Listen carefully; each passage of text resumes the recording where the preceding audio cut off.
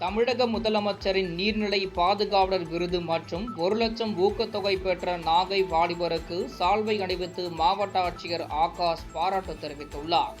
நீர்நிலைகளை சிறந்த முறையில் பராமரித்து பாதுகாக்கும் இயற்கை ஆர்வலர்களுக்கு தமிழக அரசு சார்பில் ஆண்டுதோறும் முதலமைச்சரின் நீர்நிலை பாதுகாவலர் விருது வழங்கப்பட்டு வருகிறது.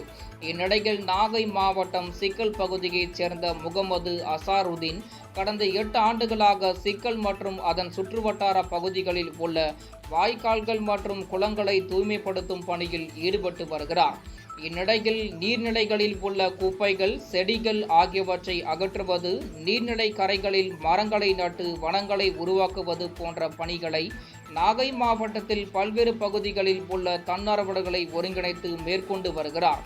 இந்நிலையில் மாவட்ட நிர்வாகத்தின் பரிந்துரையின் பேரில் தமிழ்நாடு முதலமைச்சரின் நீர்நிலை பாதுகாவலர் விருது மற்றும் 1,00,000 ரூபாய் ஊக்கத்தொகை முகமது அசாருதீனுக்கு வழங்கப்பட்டது. இதனைத் தொடர்ந்து நாகை மாவட்ட ஆட்சியர் ஆகாஷை நேரில் சந்தித்து முகமது அசாருதீன் வாழ்த்து பெற்றார். அப்போது முகமது அசாருதீனுக்கு மாவட்ட ஆட்சியர் சால்வை அணிவித்து பாராட்டு தெரிவித்தார்.